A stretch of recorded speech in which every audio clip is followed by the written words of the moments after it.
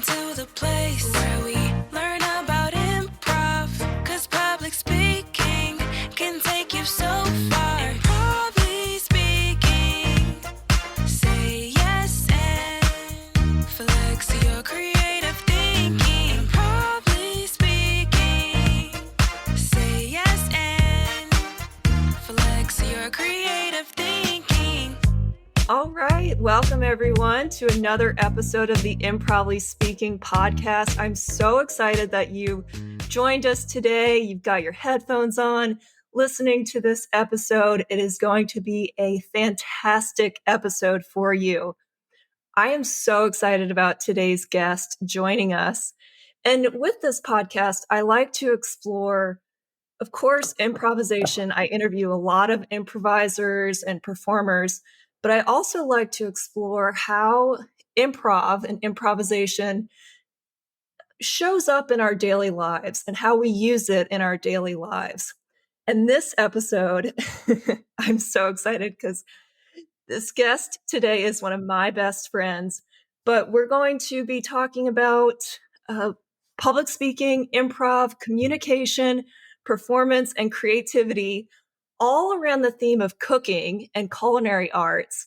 And today's guest uses all of these skills, even though she probably doesn't think she does use them, but she does. And I'll point those out. So without further ado, let's get to our awesome guest today, Rebecca Klaskala.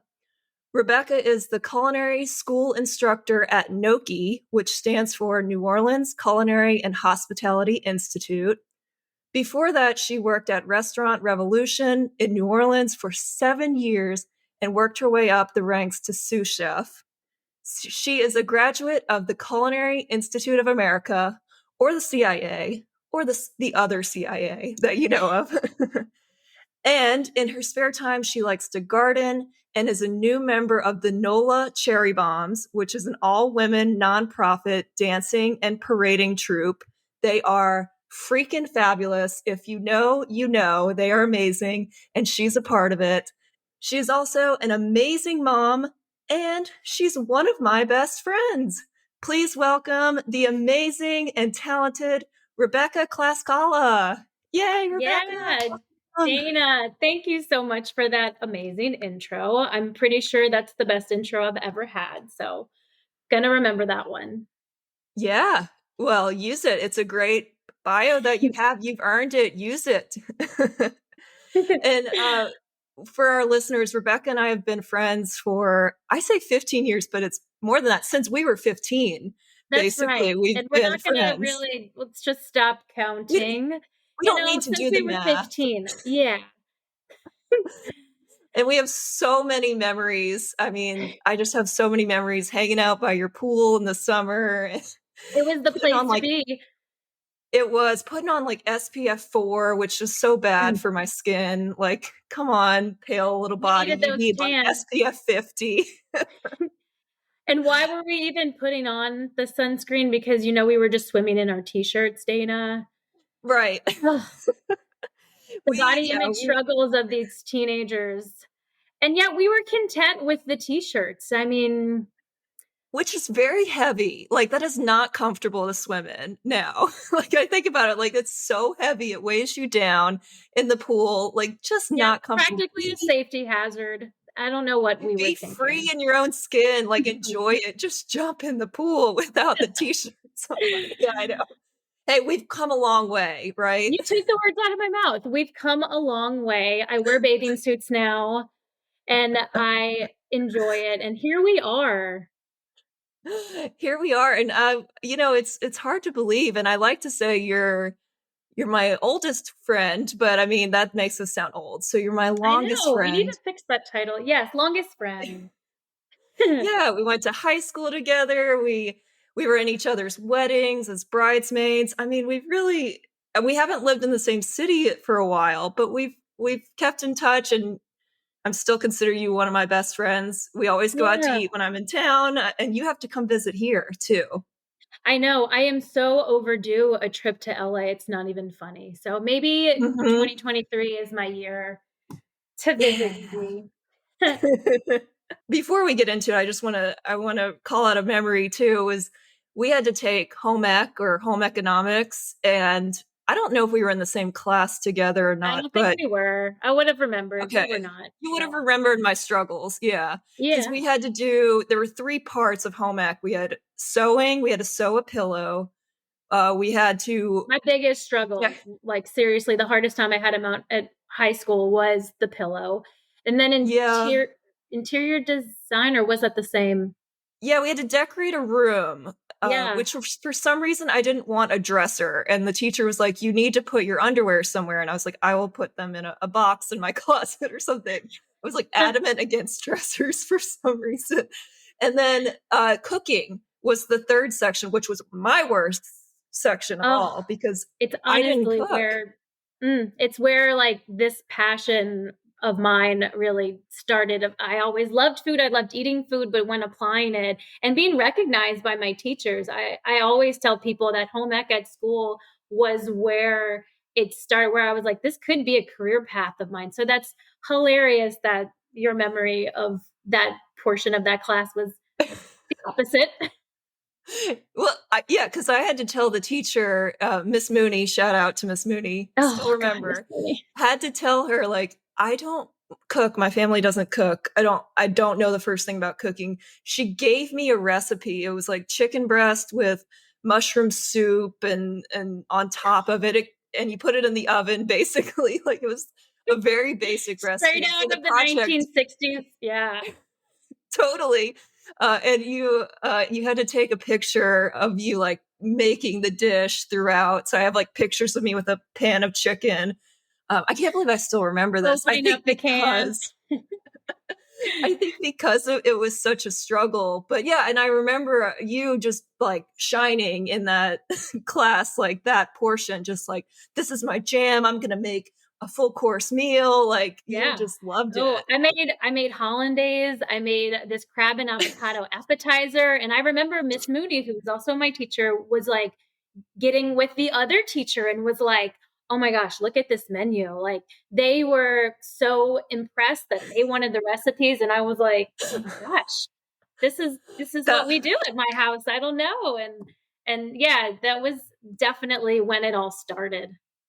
That's incredible. And yeah, I mean, I remember from that point on, you were like, I want to be a chef.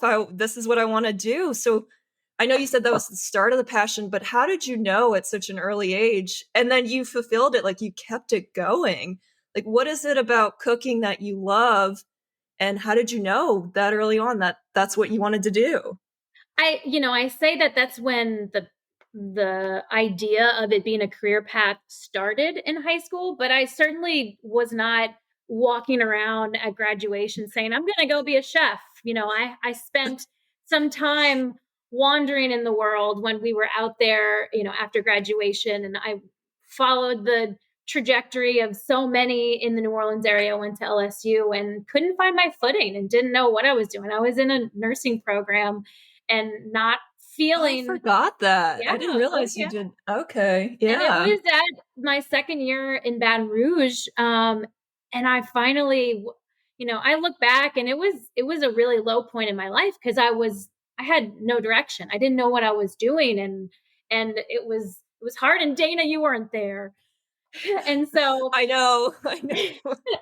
and so I remember that summer saying, what do I love to do? What do I feel like I'm good at? I love food and I love cooking. I know nothing about it professionally, but that was the summer that I joined the ranks at Restaurant Luke in New Orleans, and they hired me without any experience. They asked me how much I wanted to make and I was like, I don't know, minimum wage. Like I knew nothing about working in a kitchen or really working. I mean, I worked at a little like ice cream shop in high school, so it was the where it started. So I just knew that food made me happy and making food for others made me happy. It gave me that sense of gratification, that instant gratification that you get when you feed someone and they eat your food and it makes them happy. So at that time in BR, when I was like, what am I going to do? This is it. I'm going to make people happy. So, and I'm still doing it. That's that's awesome. Yeah, that's so cool. And you're still doing it, so you still feel that passion for food and making people happy as they eat it.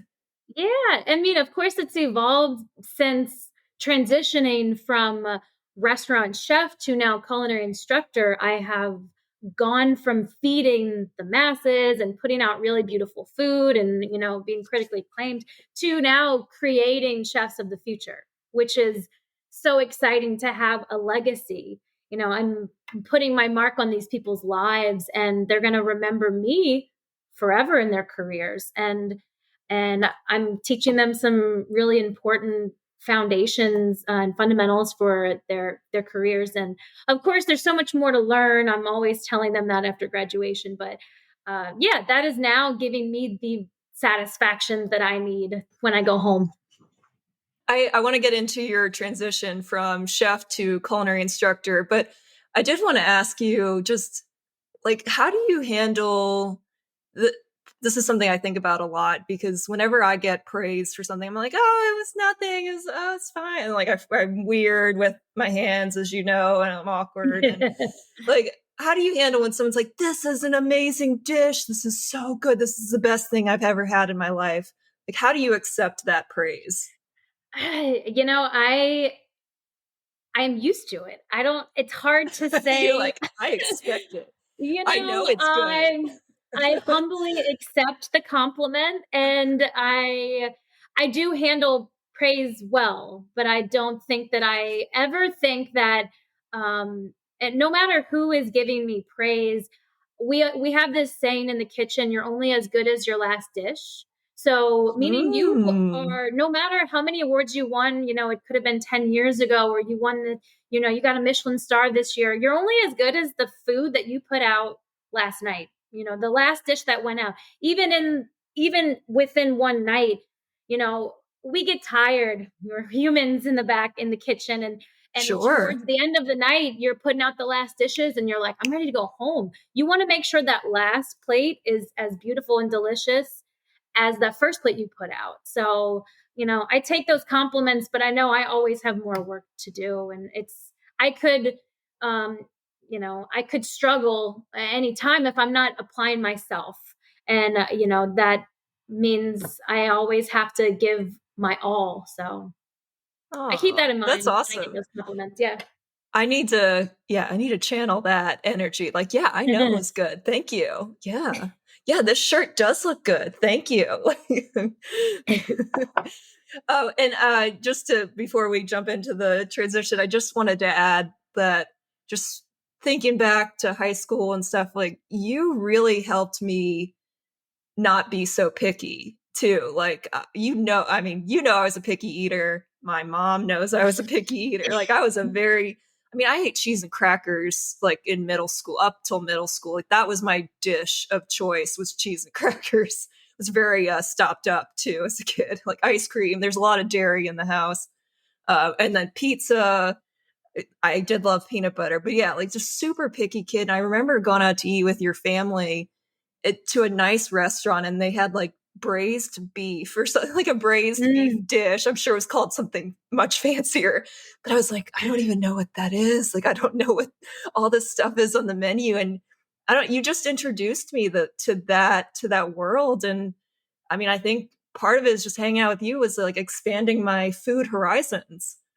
I think it's cool that you remember me in that way because I have so many good memories of you.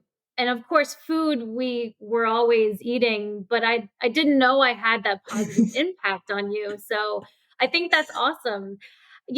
As a mom of a 2-year-old, I'm still learning how upbringing is influencing a person's palate. You know, when before I had the baby, I was reading this book that I recommend to new parents and even to anyone. You should read it. It's called French Kids Eat Everything. And you can imagine Oh, that people, outside of the States, outside of North America, why are those kids eating everything and they don't struggle at meals to, finish that last bite of broccoli? Like there's no fight. And it's just a very different style of raising your children around food. And I'm very much influenced by that. But of course, this is something that I didn't know about coming up, growing up. But I do think that the people that you're around have a lot to do with it. You know, if you are around people that aren't really expanding their palates or trying new foods, then you're not gonna either. And we weren't cooking a lot at home. I mean, not like home cooked meals every single day, but we'd love to eat out because New Orleans is a great town to eat out, and we enjoyed it. My parents were like that even before they had kids. So that's the way Yeah, that I that's came super up eating. helpful. Yeah, and just being open to new foods. But, you know, I say that it's about your upbringing, but I'll admit I have a sister who had a very different palate growing up. Lindsay was extremely picky. So, you know, they were raising us the same way, but at the same time, it wasn't sticking with all. But being open, especially as adults, like, you know, being a picky child is one thing, but there has to come a point where you're like, life is too short. Why do people all love those Brussels sprouts? I should probably give them a try. You know, Right. foods, exploring different flavor profiles. And yeah, I love that. Yeah, I do worry if and when I have kids that it's just going to come back to bite me because I was the pickiest kid. I mean, I didn't like red gravy. I don't know if that's a New Orleans term for I like think it spaghetti is. sauce. Yeah. Yeah, like I didn't like red gravy for I mean probably until high school. And I liked pizza sauce, right? I It's was like going kind of to ask, similar. but you liked pizza. Right, Ugh. but like red gravy, like anytime my grandma made spaghetti meatballs, I was like, no, I don't do red gravy. Plain noodles, please. Like, oh, like it's so terrible. Oh my God. Yeah, I know you would hate me as a kid, but look again how far we've come, right? So far, so far. So far, eating those Brussels sprouts, making the Brussels sprouts now too. I mean, Ooh, that's huge. oh, huge, right? You don't have to just wait until you go out to that restaurant that makes really good Brussels. You can do it yourself because they're not that hard. They're not that hard. They don't taste as good as the restaurant, but they're not. They still Yeah. they're still eatable, right? Okay. Now I do want to get into your career and how you've grown from chef. You've worked your way up to a sous chef, and you were working in, you know, the buzz of New Orleans at Restaurant Revolution, and I mean, you were killing it. And of course, COVID had something to do with that too. But you then transitioned to teaching, being a culinary instructor at NOCHI, which is amazing. And like you said, you're teaching the next generation of chefs. So how was that transition from chef, like in the kitchen, just working your ass off every day, to then instructor, which also is working your ass off, but just in a different way? How was that Yeah. transition? It was extremely hard. Yeah, I yeah, am so glad I am over that learning curve, because it was the hardest I've ever worked in my life, and I have been working in professional kitchens for over a decade. yeah, It was tricky to navigate going from just being responsible for myself and the cooks that I have worked around for, you know, people from months, from years, knowing and trusting their techniques, to starting with a group of people that are fresh, and I am responsible for all the fundamentals that they need to know before they leave me and go into the real world. It was, it has, and still is, the most mentally draining job, as opposed to working in the kitchen professionally, which was so much more physical. I am still up on my feet, I'm still running around, and I'm still sweating, but not as long and hard as it was serving the masses. But there's so much of my brain muscles that are required of me now. I'm a teacher. So many questions being asked, and I'm always trying to better myself as an educator, because I'm a pro in my field, and I accept that. But I still have so much more to learn, because it's a huge world. Food is something that encompasses our entire globe. And to know all yeah. cuisines is really like a social scope of people, of different types of people. And and it's a geographical conversation too. So there's so much more involved than just, what kind of pepper you want to put on your steak. There's so much history in it. So I will forever label myself a student. And I think that all chefs, good ones, consider themselves forever a student, even ones that become masters of their craft, because there's a huge world out there and you never know everything. So trying to get myself prepared to teach everything from fabrication to garde manger to, of course, the fundamentals, which is like my comfort zone, to all the international cuisine, was a lot. But I have comfortably navigated through 4 classes. So I'm starting my 5th one next week. And it has been such a rewarding experience. It's such a roller coaster. I go on every 100 days, and we get on the ride next week, and we don't get off until March. And Oh, wow. yeah, we go through 100 days. So it That's is. amazing. I'm so proud of them, and especially myself every time.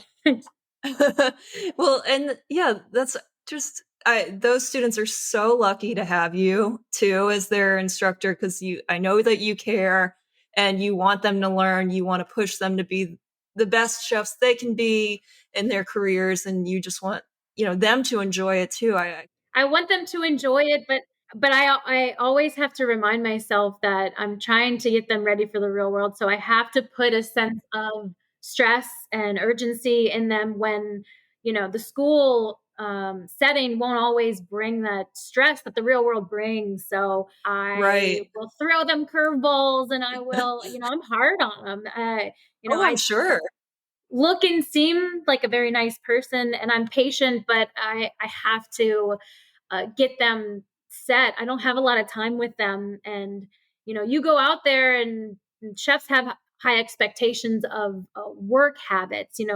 Skills can be taught, but how someone pushes themselves and has a sense of urgency, that's one of the biggest things I want them to take away from school and from working with me. I'm just smiling because I'm like I'm thinking of you in the kitchen, like all nice, but then like very firm too. And you have to be, right? I have to That's be. In the kitchen, I'm not terribly tall. I am 5'3", but I wear a tall hat, and the students wear these short skull caps. So I've been ah, described as I'm walking down the aisle, checking people and their food, and where they're at in their production. And it's a tall, pointy hat, and they're like, you look like a shark coming through the water when you're walking past. They might not see me, but they can see the hat coming. And I love that idea that here comes like the shark. that's incredible. Yeah. Well, and I I want to want ask them you to like me, but I do want them to fear me a little bit. too. Dun-na, dun-na, dun-na, dun-na. That song's playing in their heads as they see the little hat come by. I'm okay with that. I'm okay with that. Yeah. Well, and I wanted to ask you too, because going from chef in the kitchen to instructor, you're using a lot of public speaking skills too. And how was that with the public speaking and doing the lectures? And you're on stage. You've said this to me. You're on stage all the Yeah. time. Like, how was that feeling? You're a performer in your class. Yeah. When I was working in the field, I was an expediter, meaning the tickets came in from the servers, and I was there to expedite 20 cooks, and no one was speaking in the kitchen except my voice. So I honestly would go Oh, home on busy nights, and I would have a completely hoarse voice.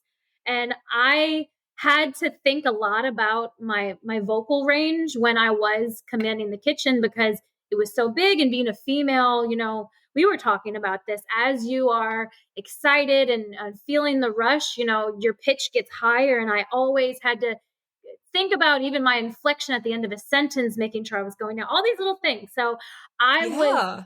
bringing that knowledge to my lectures. So I was comfortable in that sense of how to control my voice. But at the same time, Dana, I walked into this lecture room, and it was so intimidating. I haven't touched a projection screen. I don't know if I ever did, honestly, I'll be honest. I don't know if we, slideshows. yeah, No.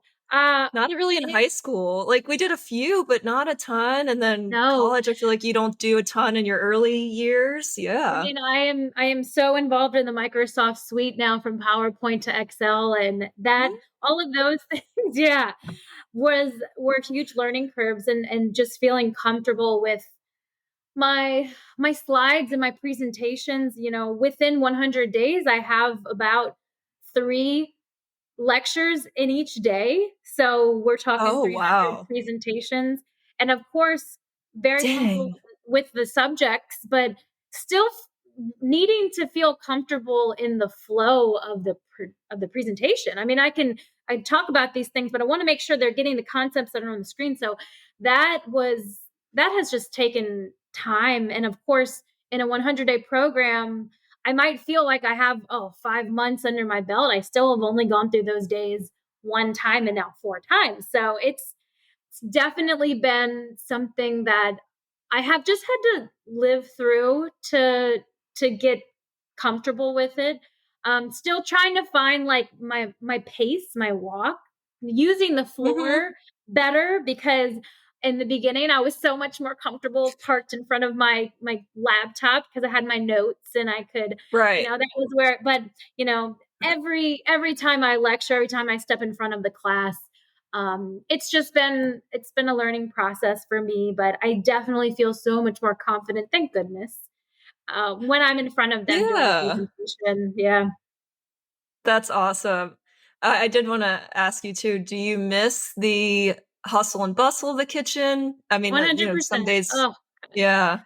I still feel like that I am motivated from stress and anxiety, and it just makes me want to work harder and do better. I take it on like a challenge, and I want students to feel that positive pressure too, because if you're not the type of person that likes that stress, then you are going to crumble. It's cooking is not for everyone, and it's not all about stirring a pot or checking things in the oven. It's about multitasking, it's about staying clean, and all of those things. Your house of cards can really fall fast if you don't have all of those things in line. So I I love that stress. I miss the rush so much. I miss calling tickets. I miss being buried in the weeds, as we say, and I miss getting out of the weeds with the team successfully without any complaints from the guests. That felt like we went on stage every night and the curtain closed, and we can really pat ourselves on the back. Every single day you walk into a kitchen, you have a new performance to put on. So that's a big draw for a lot of people to go into cooking, because you have a second chance every night. I still feel a lot of that in the workplace I am in now, in teaching, because we still have a service. We still put up lunch every day for ourselves and for the other classes. So Oh, there's a time yeah. constraint. There is, we have got to be building our hot box and our cart at 11 o'clock. We are rolling at 11:25, and if you're not ready, you are losing points for the day, and they feel that. Mm. And I love seeing a group really push themselves, because of course they hear my voice. Oh God, do they hear my voice? Reminding Right. them where we're at, and just giving them mental reminders of what do you have this ready? Where are you at? If you don't have this ready, you're falling behind. And once they start chiming in and announcing to the group, did everyone check their digester bin, whatever. It's really satisfying to see that not only are they trying to step up as leaders, which is a huge requirement when cooking in a kitchen, but also just being motivated to help each other. It's a really cool thing to see. I love that you said that you look at it as a performance. Is that like common? Do a lot of chefs and everyone in the kitchen, do they see it as a performance? Do you all view it as a performance too every night? Like you're I on think stage every night. Yeah, no, I definitely think so. We have our day split. into our prep hours and our service hours. So we're Right. prepping, we're getting everything ready, we're organizing our stations, what we call our mise en place. And once service happens, which is when, the door of the restaurant opens, that is showtime. And you don't have Mm. time to go backstage, which is, the walk-in cooler, and go grab your missing costume, your headpiece, or, your chopped shallots. You need to be on your station. You're on stage. You can't leave the stage, definitely. And it's an exciting thing that even though we don't have an audience, we are still feeling the pressure and that expectation through those tickets. We see and we feel them because Oh, once you yeah. hear that ticket machine, which is a very triggering thing for a lot of us because, once it starts printing in a certain fashion, it's like, oh God, here we go. And if it's something that you want to do for life, you should hear that and you should be like, okay, bring it on, let's go, start calling ticket, chef, I'm ready. So it's definitely a performance. Oh, that's so fun. I don't have time to go grab my headpiece or my chopped salads. It's That's it. showtime right That's it. now. It's your line is happening now, let's go. Cause we're expecting you to put up the food right now. You don't have time. Your time is now. So let's go. Oh, all right. And I know this is cliche a little bit, but it's still relevant right now. And I just recently watched it. And you're talking about the intensity and the ticket machine too. So that was an episode on the bear with the ticket How can we not machines, mention the and bear, of course? I know, well, and I'm sure you get asked about it a lot. So I'm just feeding into the cliche. But I'm I mean, what were your thoughts about the bear overall? Like, is that a pretty good portrayal of the intensity of kitchen life? Yes, I loved The Bear. I will say that I know people that are refusing to watch it because they feel as though they have lived through enough trauma and stress through kitchens, or, I they bet. don't want to bring their work home. So, like, why would I want to watch a show Sure. about the stress I feel every day? But maybe it's because I'm not in a traditional setting anymore that I was like, yes, I love this. Give me more.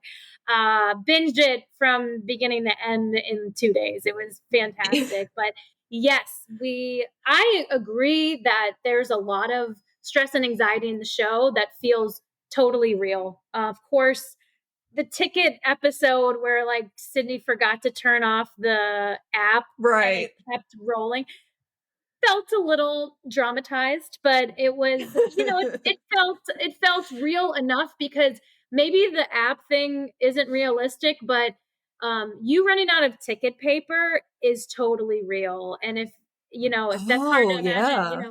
you have a roll that will eventually run out and it doesn't ding or let you know when it's running out. There's a little red button. And are you staring at that ticket machine all day long? No, you're busy doing other things. So the next thing you know, you don't hear anything. Why don't I hear anything printing? You look at the machine and it's red. And it's Oh, like, geez. that's when you're in trouble. So I F-bomb, felt that. F-bomb, F-bomb. Yeah, exactly. I had to stop myself just there. That is when I definitely could relate to the show because it's like, oh my god, yes, I have been there. And then you're having to ask servers who are also very busy in their roles. I ran out of ticket paper. Did you just put an order in? You need to go double check. And now you're slowing everything down. So the bear, Right. I felt it, and also the lingo and just the way that they talked was very real. Their vocabulary of kitchen life was the most accurate portrayal I've ever seen. So probably a lot of things that went over a lot of people's heads, to also them just drinking out of a deli container, which is like some people call it like a plastic Chinese to go container. We call them delis. Eating all your meals out of them, drinking all of your drinks out of them. That is just on the mark, totally accurate. Loved it, loved the acting in it. Would totally want to work in that kitchen. Carmi's a doll. I want to be Sydney. It was fantastic. I want to be as like on the spot and like so just clutch as Sydney is. Like her characters, and I'll mention Sydney is an improviser. She had improv training, and Oh she's my also god, a I love fantastic that. actress too. Yeah. I love that. That is so cool. That makes a lot of sense, though. Yeah, she was wonderful. And I would love to know what their training was like for that show, because whoever fed them all of that material and knowledge and experience was the real deal. Well, yeah, Matty Matheson was a consultant, Yes. right? So Yeah. I'm Yeah. sure he Yeah. helped. Yeah. Huge, Yeah. which is the best character that he put himself in. Anything but a chef role. That guy's so hilarious. Maddie Matheson, shout out. Well, yeah, and shout out to the bear too, because I just you can't do, a culinary interview without asking about it right now, at least. It's on FX and Hulu, and it's only like 8 30-minute episodes, so very easy to binge watch, although it's really intense, so you might need to take a break too.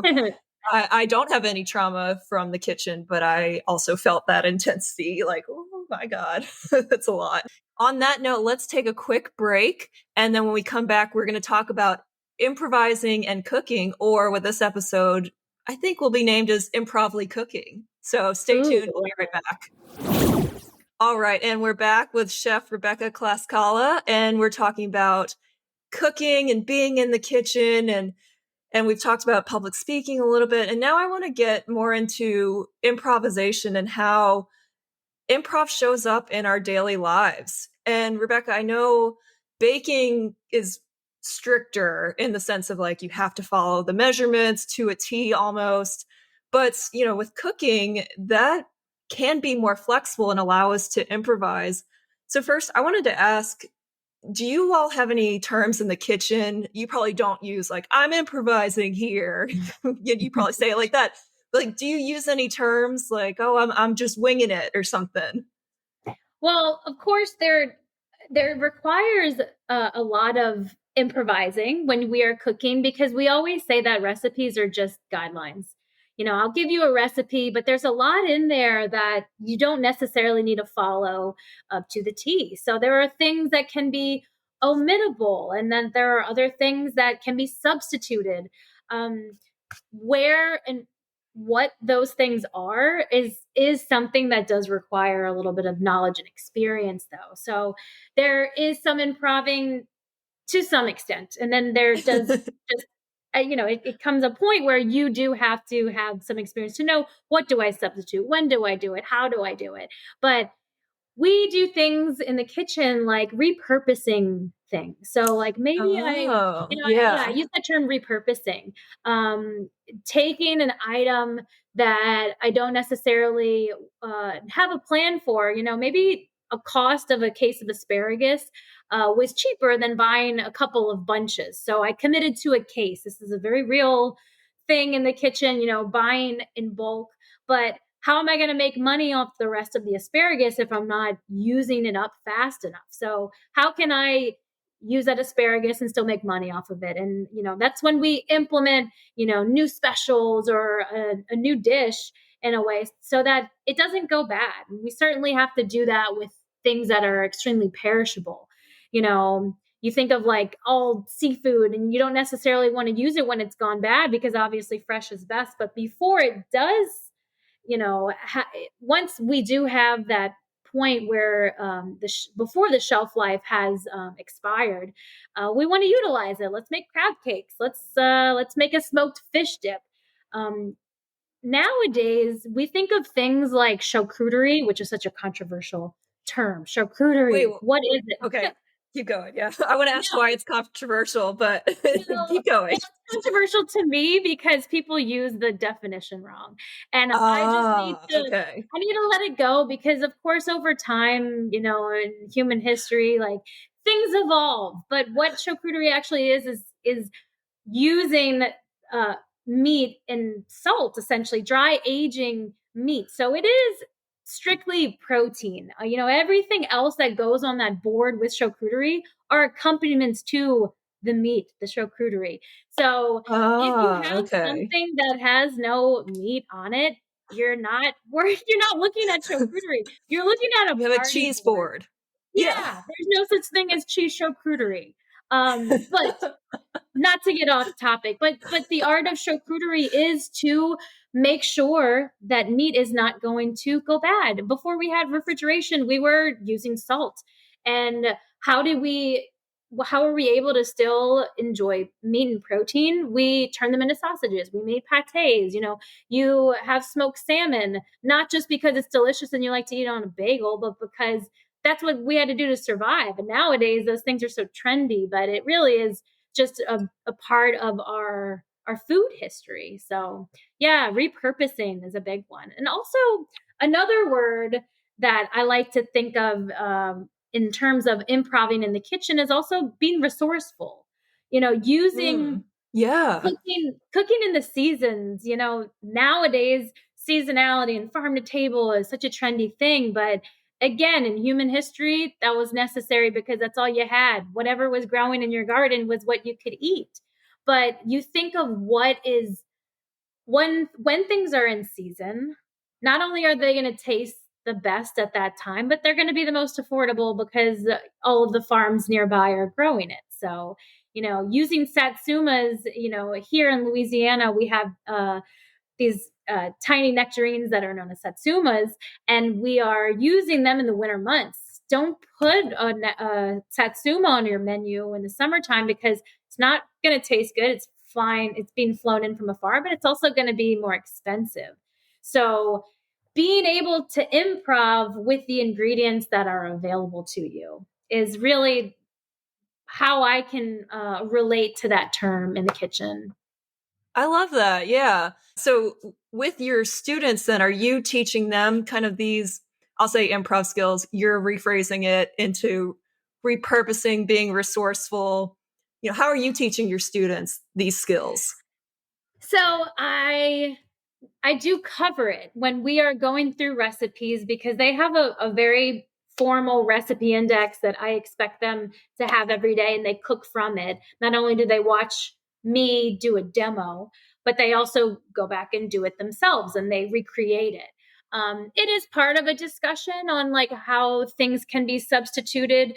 But for the most part, those recipes are specifically written so that they are hitting certain techniques that I want them to have the knowledge of, and also knowledge of products, of being able to say they have worked with, pretty much any vegetable or fruit available to us at some point in their time here at NOCHI. But I assume in the kitchen, there's not much room for improvising, right? Like, you have the menus, this is how they're done, this is how you craft these dishes, you stick to that. But perhaps improvising comes more, like you're saying, when you're creating the menus, using the ingredients, what's in season, changing it up. That allows you to be more creative when you're thinking of the menus, right? Yeah, it really depends on the establishment that you're working at. Some have menus that change with the season. In Louisiana, where I'm in, we really only have two seasons. It's hot and it's cold. But It's if like you're hot and sometimes cold. sometimes cold, right? And we'll Yeah. we'll feel like the humidity is really low and it's like, oh, pumpkin spice time. I guess we'll put all the fall things on the menu now, even though it's still 90 degrees out. But Right. hey, we do what we can. But yeah, it really depends on who you're cooking for, what establishment you're cooking at, because some menus change monthly, weekly. It just depends on how dedicated they are to what's available, if they really are hypersensitive to what's available at the farmers market. So it really does depend on the style and the approach, and always the people that you're cooking for. Because honestly, certain restaurants, some people go there for certain dishes and they're not in the mood to be surprised. Whereas Mm. other establishments, you might be the kind of guest that is like, oh, I want to see what Chef Rebecca has cooking up at, late summer. What is she doing with, and like other people don't have that kind of interest when they're eating out. They're like, I want to enjoy the people that I'm with, and I want to go have that really good bowl of pasta that I always have had. So it really does depend on your clientele. And chefs have known to have pretty big egos, and sadly, it is somewhat true. But that is because we are sensitive artists at the end of the day, and it is our passion on a plate. And so chefs really, if they want to make money, will be cooking for the we'll be cooking to the palates of the people that are coming to their establishment, not just for their own ego.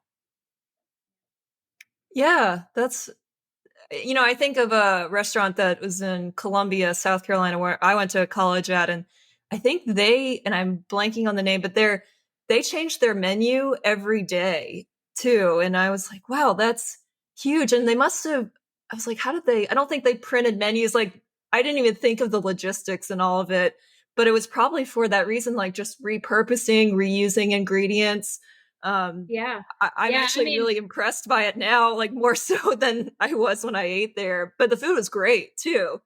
But I just didn't think yeah, through all the logistics. it takes a really talented crew to be able to just be ready for anything because it takes people with skill and experience, not just the chef. It takes a team. Your team has to be ready. I'm going to throw kohlrabi at you on your station tonight and you're going to do this with it, and it's something they've never worked with. It's not going to be that easy for them, and then tomorrow kohlrabi isn't even in existence. That is hard in so many ways. So that's a really dedicated place. But again, not everyone wants to eat like that. It just is there a Yeah, demand for that kind of dining? And I love to eat like that. I will say, just because food is my life, and I really enjoy the surprise. It's probably that place is probably a tasting menu, and you get what the chef has available. You sit down and the food starts coming, and you don't even have to look. right. Whereas some people would be really uncomfortable with that type of eating. I know many people in my family don't have the same interest in food. They don't look at it the same way I do, but we still all love food. It's Right. just it's a different love for it. Some people have their favorites and they want to stick to them. They're going to eat them every time they go. So it's important for chefs. Yeah, they have to keep that in mind. You gotta play to all your audience, right? It's a performance. It You really wanna does depend on the clientele, and I will say you really have to know the demographic in the region. You can't think that any concept is going to work anywhere on any place on the planet. You got to make sure that there's a demand in that town, in that neighborhood, or else the people aren't going to come. As good as you think your food Mhm. is, you got to make sure that there's enough. New Orleans, there's a lot of people that are traditionalists and they want to come and eat their food that New Orleans is known for having. So we really don't have as many progressive, spontaneous cooking styles here because people, tourists and locals alike, like to eat things that they are expecting. Yeah. Oh, yeah. You gotta play to your audience, right? That's And right. yeah, I hear that. I wanted to ask you too, just in so taking a break from like the kitchen life, just in your own life with cooking, cooking at home, cooking for family. Do you find yourself improvising a lot with dishes? Or, Yeah. do you have a recipe you stick to it? Or you're like, I've got this, this, and this, and you play your own like little version of Chopped. No, that's pretty much it, Dana. It's a version of Chopped every night. I went to my mom's house for dinner over the weekend and we wanted to do a salad, but she didn't buy anything for the salad except romaine lettuce. And it's like, okay, well, I'll have to figure something out here. And I saw some jarred pepperoncini peppers, and there was a red onion, and she had some vinaigrette, but it was like not enough for the to feed everyone. So I had to make a vinaigrette, and I added tomatoes, and I made it work with what we had on hand, and added a lot of pecorino romano, and it pretty much was like an Italian salad. And everyone Ah, loved it. They were really happy with it. Oh, and I did bring some chimichurri because we were grilling, and I decided like, well, just put that on everything because I love putting chimichurri on grilled food. sure. And I put a couple dollops of that in the salad. But yeah, no plan, just knowing knowing what will work together, which can be daunting because, yes, one, you don't have a plan of action for people that don't have a lot of experience. How do you know what to grab? Well, the only reason I know what's going to work is because I've a lot of trial and error, a lot of experience, Yeah. not only cooking food, but eating food. I mean, that's a huge part of dedicating your life to this craft is to explore foods through expanding your palate. So there's a lot of improvising that goes on in my house. I'm married to a chef, as you know, and we just kind of do a little dance around each other. Sometimes we kind of check each other like, oh, you're getting a little hot on the pan there, chef. You should, it's ridiculous the way that we talk to each other. It's very sarcastic and friendly banter, but Yes. but yes, we are able to just kind of navigate meals through some pretty consistent uh seasonings and condiments. Honestly, I mean, we're so obsessed with harissa right now, that Oh yeah. Moroccan spice paste. It's like chili paste with spices. I mean, it sounds exotic, and it is, but it's a very familiar flavor. And I'm always trying to introduce it to people. And so, if we want spice, we're probably spiking a little bit of that and adding lemon to it, because they go so well together. Herb sauces, if we have time, because that requires some chopping. And even though we have really great knife skills, we don't always want to be sitting there slaving away, chopping. So, and I was talking to you about this earlier, how I've just become so infatuated with Asian condiments, Oh between yeah. my love affair for white soy sauce, which is an incredible, same fermentation as regular soy sauce, but of course lighter in color and much more mild. So it's very adaptable to Western food. So you can sneak it Oh. into something that you really need salt for. And so it's giving you that salt, but it's also giving you that addition of umami. So we love fish sauce and soy sauce, and yeah, it comes very naturally to us only because of our experience. So Right. it's hard to share those tips and tricks. I'm always trying to just do that through expanding one's knowledge. And so that's pretty much how I landed in my job now, is because that's the best way to grow, is to learn. You're never going to figure it out and be able to improv in the kitchen if you don't have the experience with flavor profiles. So get out there and eat, people. Well, and I just want to add, yeah, Steven made some corn last week, and he put soy sauce on it. I was like raving about this corn. I was like, this is the best corn I've ever had. Like, what is on it? He's like, soy sauce. What? It's so Yeah. good. Like, Magical ingredient. Yeah. And it's not always gluten free. Don't forget that, people out there, that there is right. wheat that's used in, of course there's ones that are gluten free, but yeah, Yes. magical umami sauce. And if you haven't had white soy sauce, Dana, show you. It Oh, is fantastic. It's a little I'll have to look pricey, and for it. yeah, oh, so good, so good. Well, and so you bring up an excellent point too, like, because I like to think with my improv, it's like, what I encourage people in my sessions is, let go of perfection and try something new. Allow yourself to be a beginner. And kind of what you're saying is, yes, like get that experience, try new foods, try new things in the kitchen. Just know like you don't have that experience of like the flavor profiles, as you like to say, the flavor profiles. Like you have to learn that. You have to have that basic foundation, but you can't get that until you try and you work at it. So, you know, Totally. it, it's hard to improvise a little bit in the kitchen when you're first starting out. You feel like you're stuck to the recipe. Like, oh, I need a fourth of a tablespoon or teaspoon of marjoram or whatever. Like, I need to go out and buy it. When really, like, you could probably skip some of the spices and still be okay. But you don't know that Yeah. until you learn and Yeah. experience.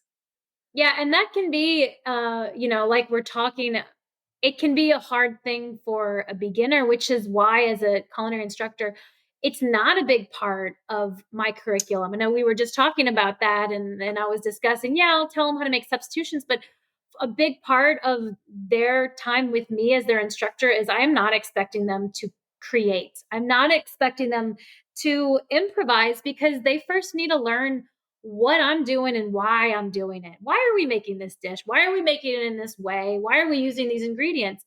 you can't create something on your own without having the experience of making many different recipes and many different people's foods, and tasting a lot of it. So yeah, I definitely want to make sure people out there understand that like being a beginner is a good thing. Don't think that you need to pressure yourself into being this creative person. Cooking food that you know from the recipe is all you need. But yes, Mhm. there are those things like you're saying, like the marjoram that I need to go buy this thing or else I can't make this recipe. How do I navigate that? And that that can be tricky because you don't know what can be substituted and what can't be. And you can always call me. but it Right? it does take a little bit of knowledge. Like, if a recipe says it's calling for cornstarch to finish at the end of a dish, you're adding it. Yes. Crawfish pasta finishes with what we call a slurry, cornstarch and water. What if someone decided they're going to use flour instead? Oh, it's similar enough. No, you can't use flour because what's wrong with flour? It takes a long time for the starch to cook out. It's going to taste like raw flour. Whereas cornstarch, you can finish a dish with cornstarch, and once it comes to a simmer, it thickens and you're done. You're ready to serve. So how do I know that? It's from experience. I always tell my students the reason why I'm better than them is because I made more mistakes than they have. And that's honest to God the truth.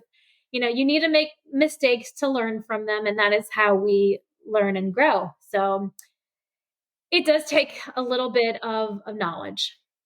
Yeah. And, speaking of mistakes, in my improv workshops and such, I encourage people to embrace mistakes as learning opportunities and happy accidents. In improv scenes, when you're up on stage, someone says something funny, the team jumps on it, and that's like the new scene because that's the new focus. Whereas you're like, oh, I said something weird. No, it's like, oh, that was funny. Like we're gonna use that Embrace now. it. So Yeah. it's yeah, exactly. It's all about Yeah. embracing it. So it just em- speaking of embracing mistakes, I wanted to ask you, like, has there been a time, if you don't want to share, it's okay. Has there been a time where you maybe messed up a dish, but you were able to salvage it or turn it into something else, even though you messed it up at the beginning? Or are you Sure. just I that mean, good? there are so many stories that I would not want to share with you because I had messed up things that were not salvageable, and I'll remember Yeah, those, and I'll never make those mistakes again, though. That's the beauty of making mistakes is you learn from them. You exactly. never do it again, or at least you shouldn't.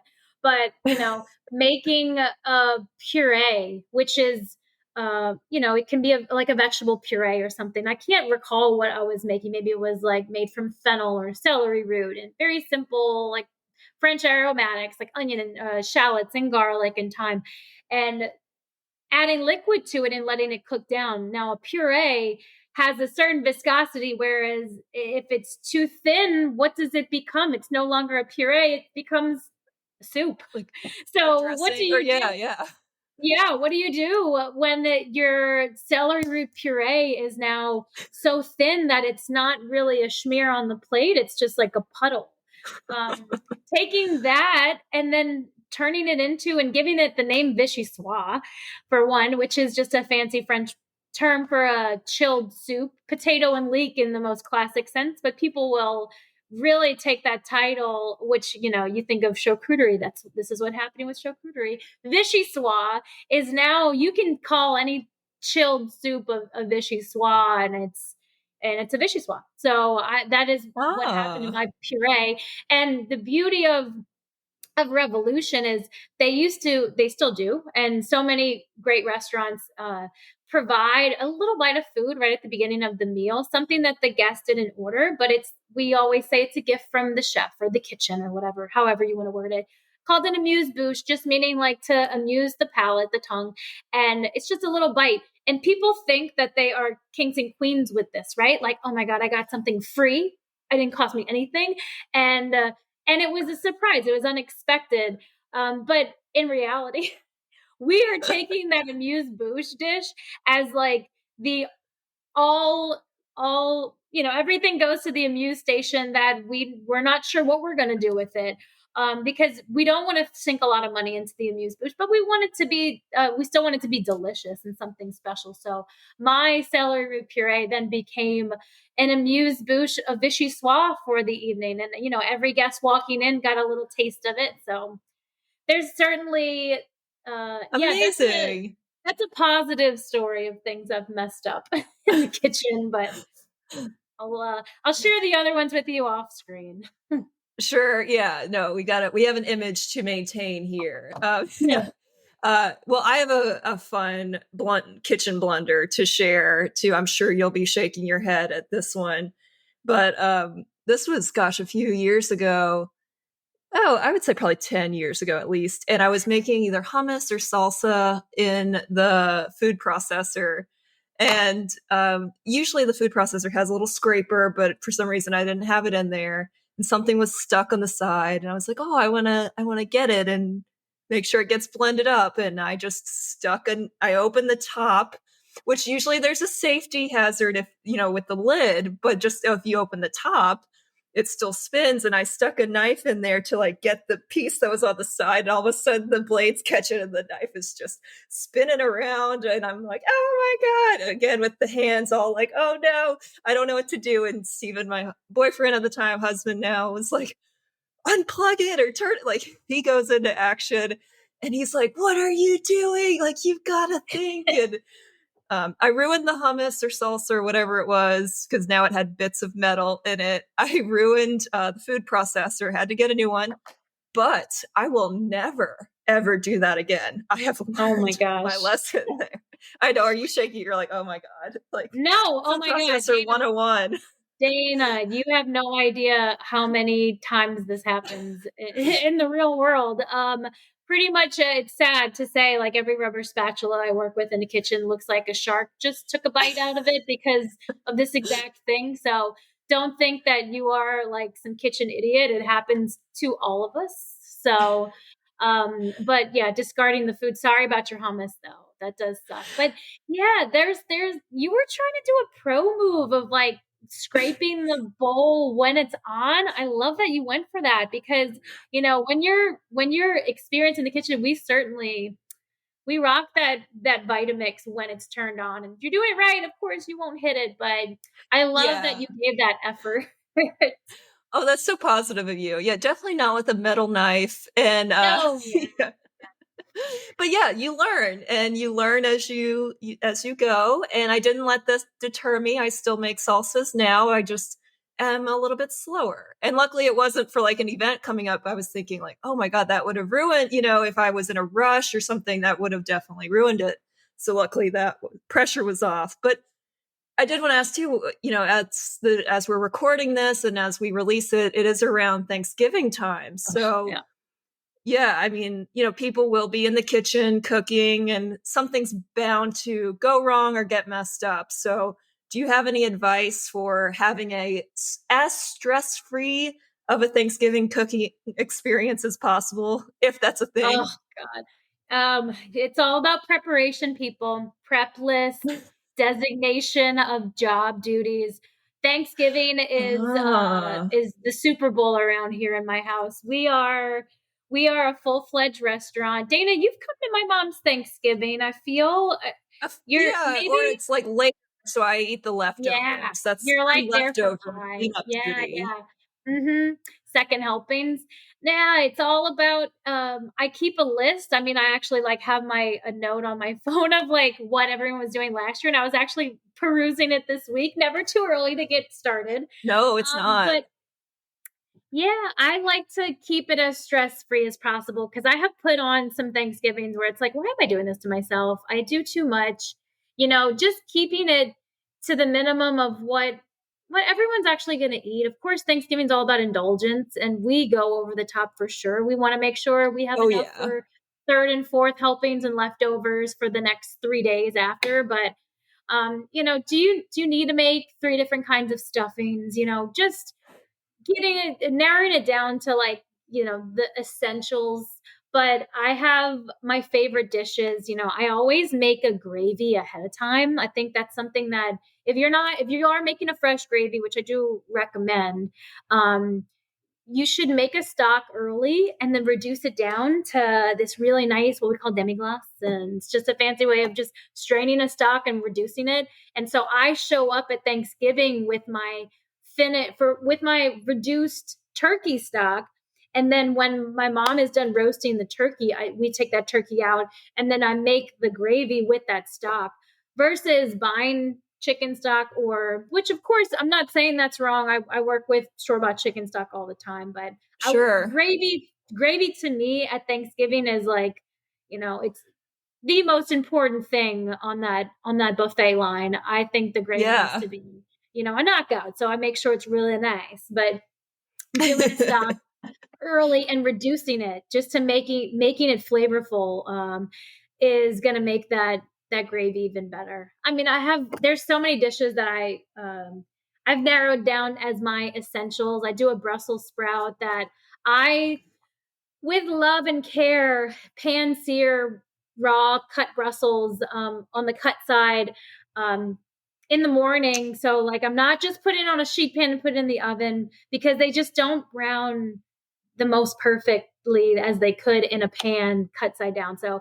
it's a lot. I just slave over the stove that morning before I head off to my mom's, making sure that I'm not doing them too early, but it smells like popcorn. And if you've cooked Brussels the right way, you really want to make sure that they're caramelized. If you're not getting brown, then gross, they're going to have that like terrible cabbage smell, from like just crowding or the steam and the gases that are coming out of that.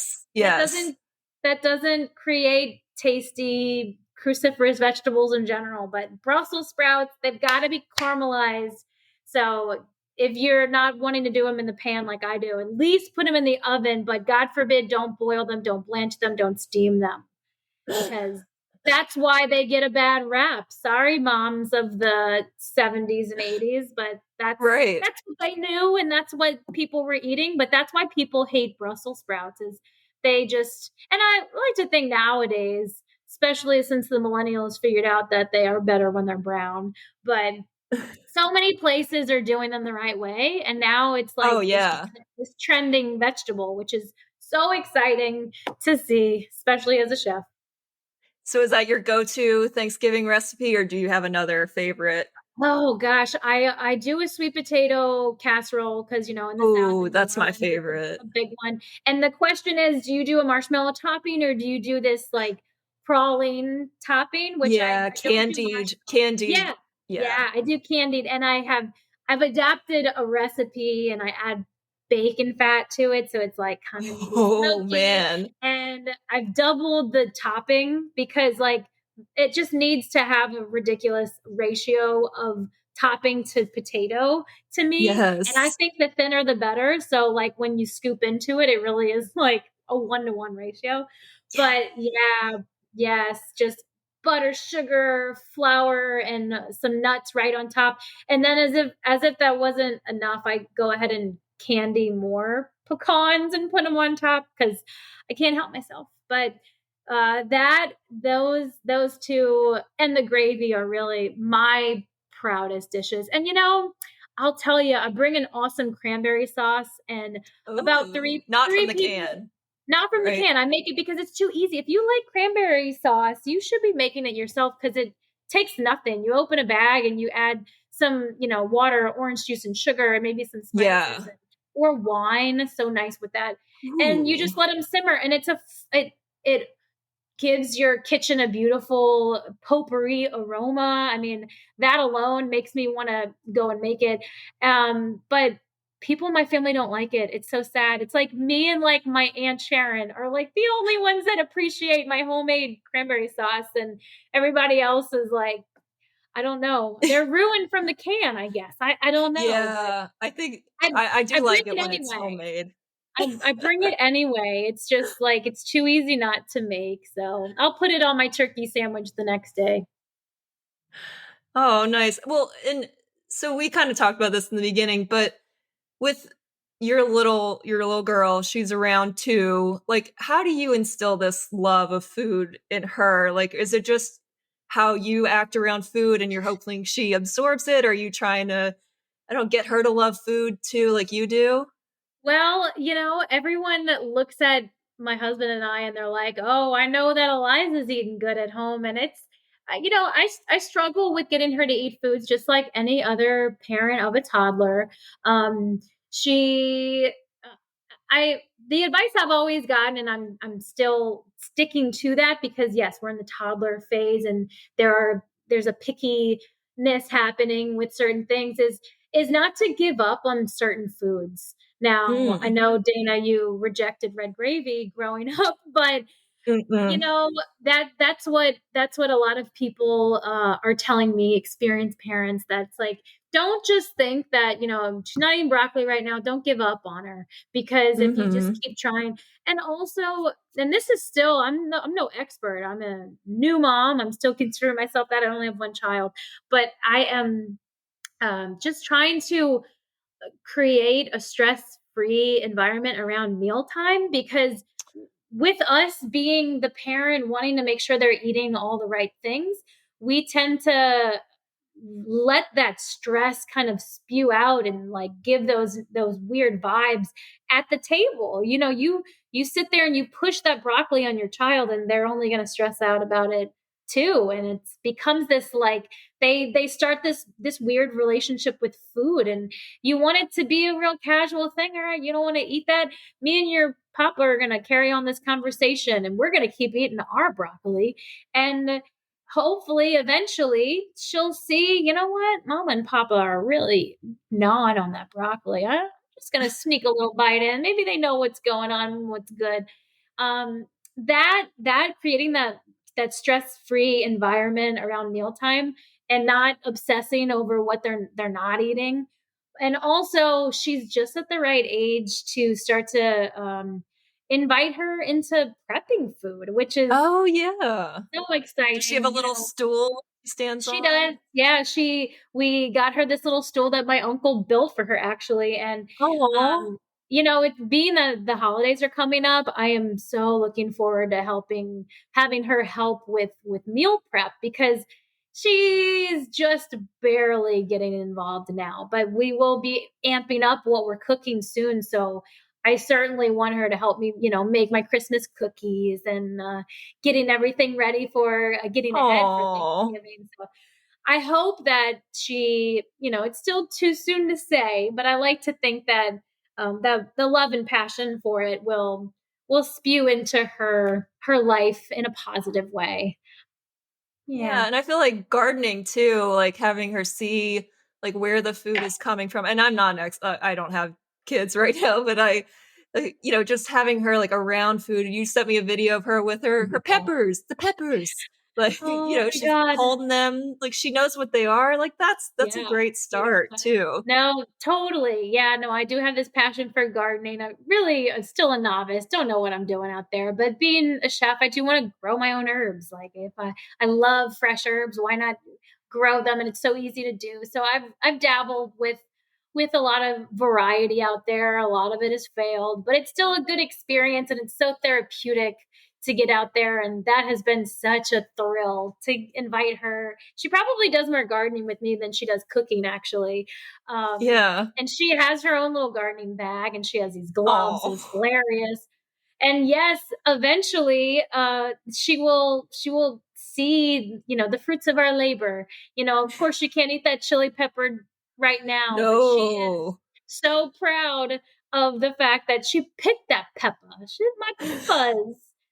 It is truly an adorable sight to see. And yeah, hopefully my tomatoes do better next year. They didn't do that well this year, but yeah, because she was trying to pick them at like the greenest stages, and I was like, please, no, stop it. And hopefully next year she understands that there's a time frame. We can't pick them too early. We have to wait, and we're learning to be patient, and that all just comes with growing up. But I love I still need incorporating. that because I want to just pick. I have an orchid flower that I'm destroying right now because I'm like overwatering it, over sunning it. Like I'm struggling a bit. The green thumb is not on me.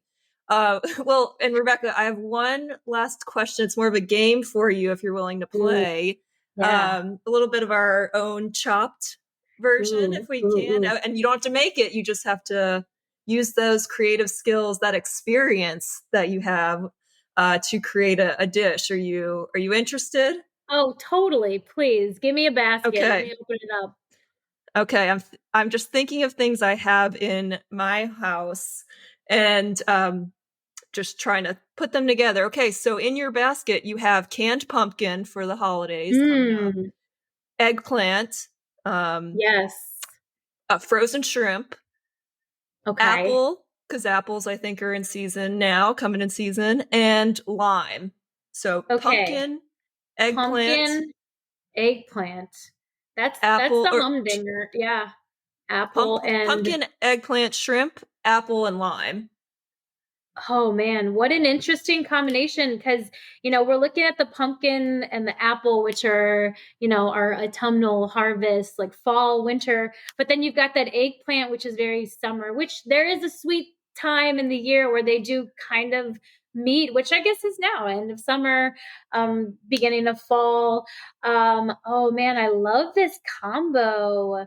This is cool. I would so. This would be a new dish for me. Uh-huh. Just because I'm looking at it like, okay, let's take that eggplant and it's so good in so many ways. I just roasted a bunch of eggplant last night. Oh my god, I'm proud of it. And it was I so love easy. eggplant. I'm obsessed with eggplant. Good. I Oh, really, good. yeah. You know, being Sicilian, Italian, New Orleans, we have a love for breading eggplant. So I think it'd be like kind of a cool appetizer if you took the eggplant, sliced it like, a half an inch thick and breaded it, Italian breadcrumbs and seasoning and whatnot, and pan fried it. I would take the apple and pumpkin and either I would make like a puree of the apple and pumpkin. Canned pumpkin is kind of a crazy curveball because you take that canned pumpkin, maybe you make it into a soup but it's certainly intended for pie. So I would have to play with that puree sauce, but I think apple and pumpkin would go great together. Or taking the apple and pickling it, just to giving it like a little bit of zip, but also still Ooh. sweetness. Um, I think just searing the shrimp or roasting them or sautéing them, and just giving the whole dish either a zest of lime and a good squeeze, or incorporating the citrus zest and juice into that interesting apple and pumpkin puree, if you will. I would eat it. Yeah. It would be an interesting thing. Now, it would take a couple of steps, especially like at mealtime, but you've got some interesting ingredients, so you can't all just throw it in a pot, but it would work. You'd have different, interesting textures and tastes. So I like the idea of the appetizer. That's a, good idea. Like you use some of it for appetizer, some of it for the meal. You don't have to throw it all in yeah, one pot and just hope for the best. right, 'Cause exactly. Yeah, I could see it like all stacked up. Yeah, I I I, that I could sounds work with yummy. it. All right. That was Next, fun. that's your new Thanksgiving meal there. Oh gosh. Okay. All right. I'll have I want to see to. that on the Thanksgiving menu this All year. right. All right. You're lucky it wasn't canned tuna because I got a lot of canned tuna at home too. Girl, Hey, no, I that's my am. last resort meal. Like if we don't have anything, we do a little tuna salad. That's that's the That's a last great. resort. That is a good last resort meal. That's perfect. Spike a little bit of mayonnaise. Yeah. Yeah, yeah, yeah. Well, good improvising there. Coming up, making a meal out of canned pumpkin, eggplant, shrimp, lime, and apple. That's good work, ma'am. Bravo. Yeah. Thank you. Thank you. I feel good about it. Well, I love this talk, and honestly, I mean, we could talk all day about this because you have so much experience, and sometimes I see you as like my friend, my best friend, and how's life going? And we don't ever get to chat about like your career, and you have so much knowledge. I do love going out to eat with you when we're in town because I'm like, just pick, like you pick like pick what we're gonna order. I know it's gonna be good. You pick the wine. New world versus old world. I have no idea. Like, And so I just that's what makes you being such a great friend is being open to just going with it. Because Dana, I don't know if I could be your friend if you were like, oh, I don't want to do this or that, or can we please, so that's why we're still friends, honestly. It Yeah. works. Yeah. Picky 15-year-old Dana had to go for sure. Otherwise we wouldn't, I wouldn't have been welcome over having turned down food. Oh my God. That's like a sin, right? Yeah, we wouldn't have uh, lasted. So, but here we are. no. Yeah. Oh, I love it. And I'm so grateful for you. Thank you for sharing about your cooking experience and just hearing how you are creative in the kitchen, yet it comes with a bit of experience. And I like that. Like, I've been thinking about that in my personal life too, and just how in my jobs, like it took a few years to feel comfortable in it. And now I really want to be more flexible and improvise and create stuff. But it really does come with a certain level of experience that to where you feel comfortable. But you have to also be open to new things and trying new things and not just get content either.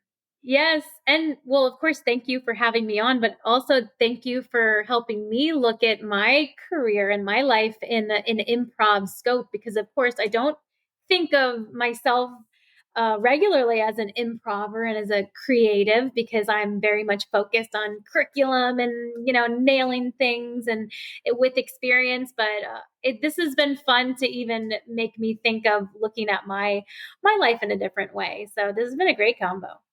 But you are creative. You're a culinary artist. Even though you don't go by that term, you are an artist. You're on stage, you're performing in front of students. They're going to perform in front of restaurant goers eventually. Like, you are an artist. That's right. It's Yes. awesome. Hmm. Yay. All right, Rebecca, last question for you. Where and how can our listeners find out more about you? Well, I am on Instagram, Chef Rebecca K.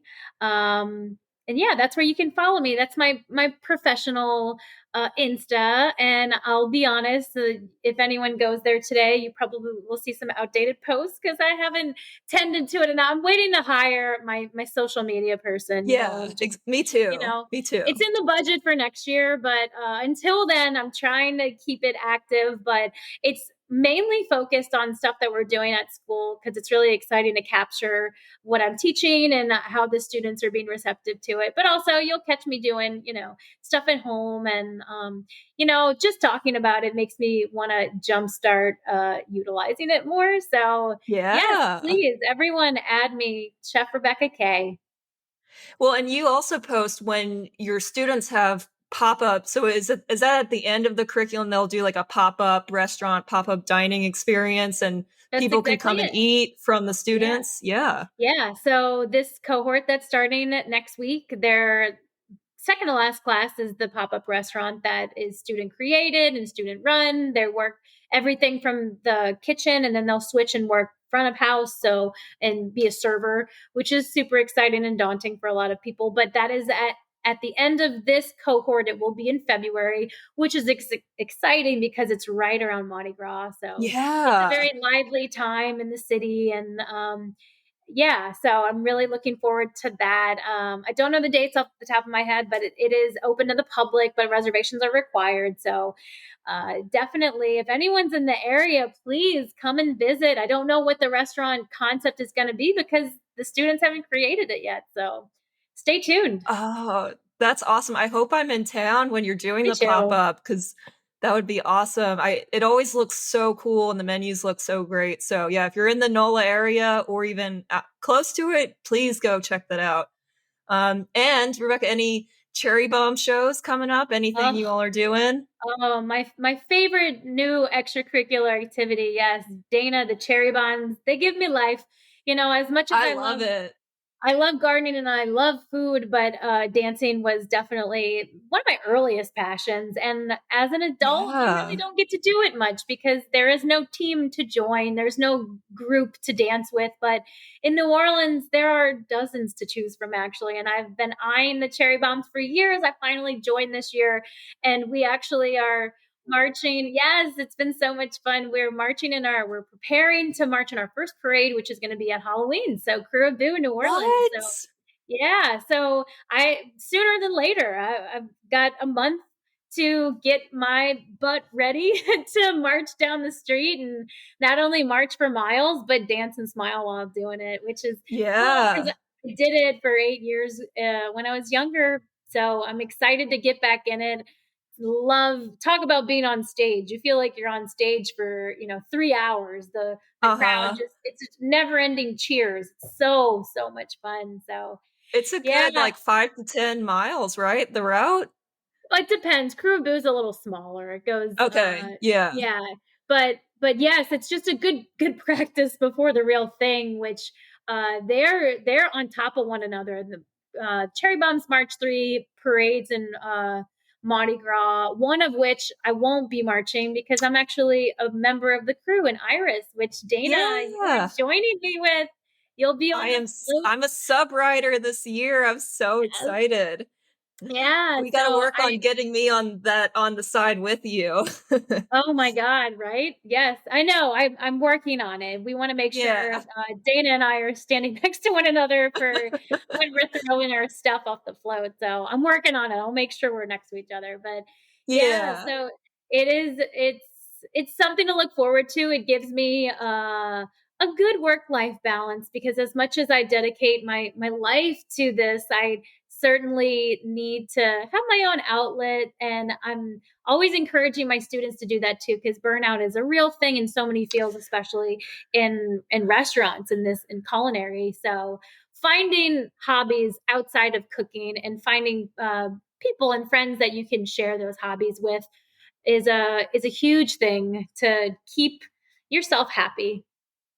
Yeah, that's incredible. I mean, that's what improv was for me for a while, and then I just love, teaching it to other people and showing, like, the skills of improv, how it can benefit other people, but it's been an awesome hobby too, and I do love hobbies, encourage everyone to just do their creative pursuits for the sake of being creative. You don't have to make money off of it, you don't have to have a reason to do it, you can just do it for the sake of being Totally. creative. Yeah.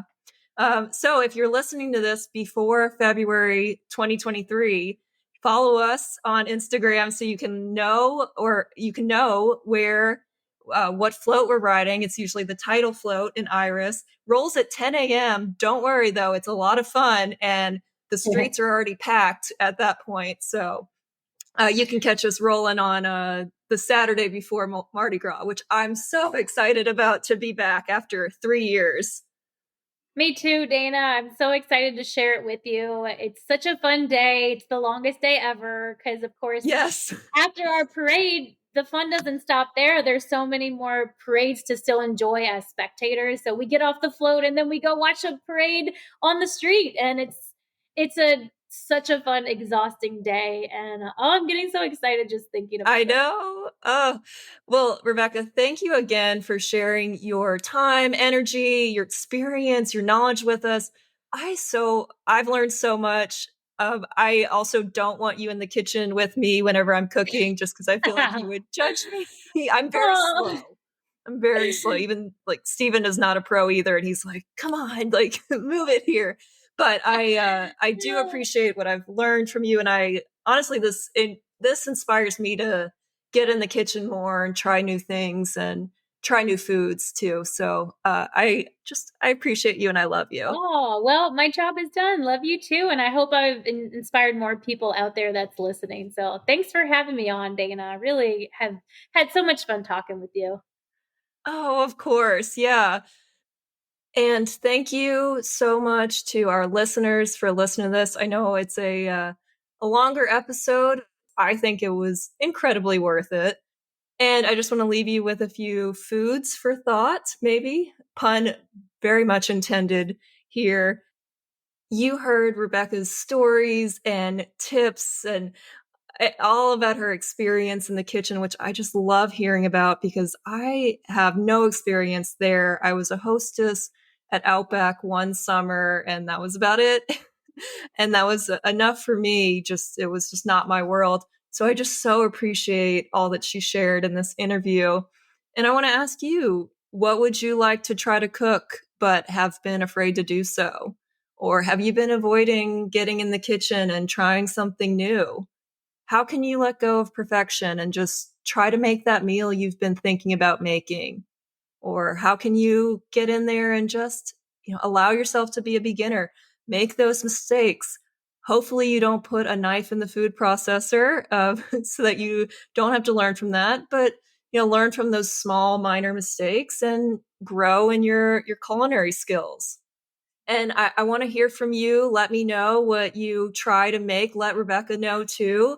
And you can reach out to me at dana@improvlyspeaking.com. That's DAYNA at improvlyspeaking.com. I'll put it in the show notes too. Let me know if anything resonated with you during this episode. I believe it really helps to share with others rather than just internalize it. It can help you be more accountable if you share, if you get in a little dialogue with somebody, it keeps you more motivated. So please share. I love hearing from you, and I want to encourage both of us to just keep going on our journeys together. You can also reach out to me on social media if that's easier, more preferred. My Instagram handle is improvly speaking. It's kind of like generally speaking, but improvly speaking, which is a way cooler way to learn. I'm also on LinkedIn under Dana Gowan. I post a decent amount, so you can connect with me. I'd love to chat. And you can also find out more information about my services and presentations and coaching services at improvlyspeaking.com. And with that, I just want to thank you again for listening. I hope you enjoyed it as much as I did. I really love just talking with Rebecca. I can see the passion. And I know I didn't put this whole video, but she was getting so excited, and you can hear it in her voice for sure. Like, she's getting so excited about what she's talking about because she loves it and cares for it. And I'm motivated and inspired by that type of energy and enthusiasm. So I want to thank you again for listening. And I hope you go out and try something new today and allow yourself to be a beginner and enjoy life. So I'll talk to you next time on another episode of Improvly Speaking. Thanks, everyone.